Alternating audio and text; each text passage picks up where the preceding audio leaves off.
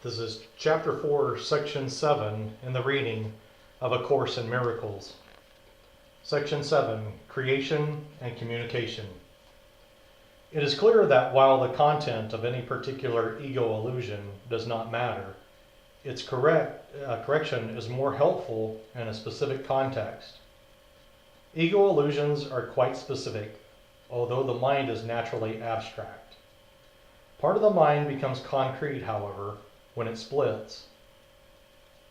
The concrete part believes in the ego because the ego depends on the concrete. The ego is a part of the mind that believes your existence is defined by separation. Everything the ego perceives is a separate whole without the relationship that imply being.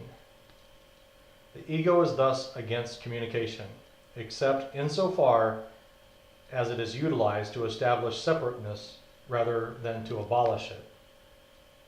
The communication system of the ego is based on its own thought system, as is everything else it dictates. Its communication is controlled by its need to protect itself and will disrupt communication when it experiences threat.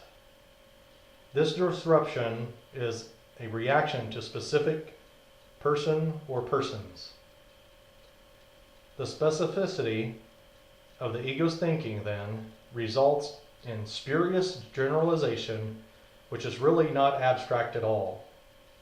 It merely responds in certain specific ways to everything it perceives as related. In contrast, spirit reacts in the same way to everything it knows is true, and does not respond to anything at all to anything else, nor does it make any attempt to establish what is true. It knows that what is true is everything that God created. It is in complete and direct communication with every aspect of creation because it is in complete and direct communication with its creator.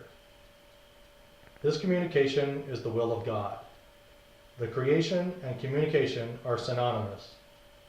God created every mind by communicating his mind to it, thus establishing it forever as a channel for reception of his mind and will. Since only beings of a like order can truly communicate, his creation naturally communicate with him and like him.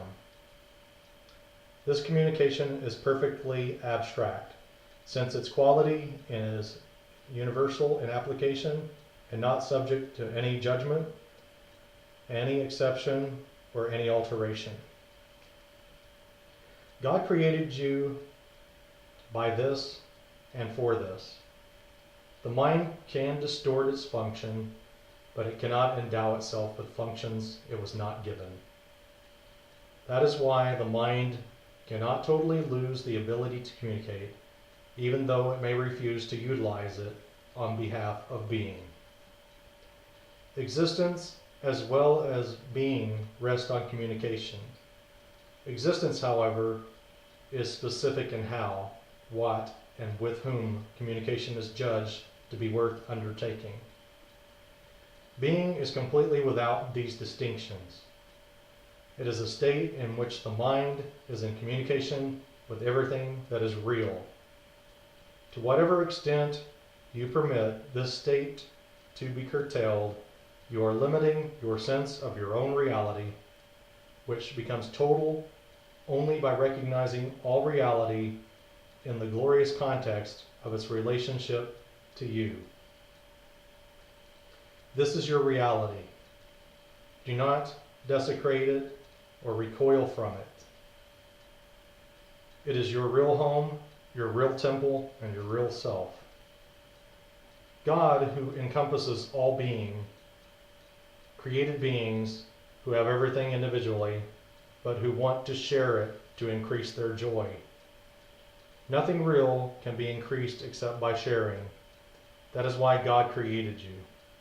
Divine abstraction takes joy in sharing. That is what creation means. How, what, and to whom are irrelevant. because real creation gives everything, since it can create only like itself.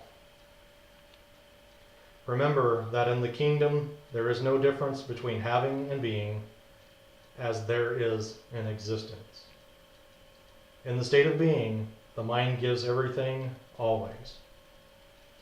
The Bible repeatedly states that you should praise God. This hardly means that you should tell him how wonderful he is. He has no ego with which to accept such praise, and no perception with which to judge it. But unless you take your part in the creation, his joy is not complete because yours is incomplete. And this he does know. He knows it in his own being and its experience of his Son's experience. The constant going out of his love is blocked when his channels are closed, and he is lonely when the minds he created do not communicate fully with him. God has kept your kingdom for you, but he cannot share his joy until you know it with your whole mind. Revelation is not enough, because it is only communication from God. God does not need revelation returned to him, which would clearly be impossible, but he does want it brought to others. This cannot be done with the actual revelation. Its content cannot be expressed because it is intensely personal to the mind that receives it. It can, however, be returned by the mind to other minds through the attitudes the knowledge from the revelation brings. God is praised whenever any mind learns to be wholly helpful. This is impossible without being wholly harmless, because the two beliefs must coexist. The truly helpful are invulnerable because they are not protecting their egos, and so nothing can hurt them. Their helpfulness is the praise of God, and he will return their praise of him because they are like him, and they can rejoice together. God goes out to them and through them, and there is great joy throughout the kingdom. Every mind that is changed adds to his joy with its individual willingness to share in it. The truly helpful are God's miracle workers, whom I direct until all are united in the joy of the kingdom. I will direct you to wherever you can be truly helpful, and to whoever can follow my guidance through you. That is the end of chapter 4, section 7 in the reading of A Course in Miracles.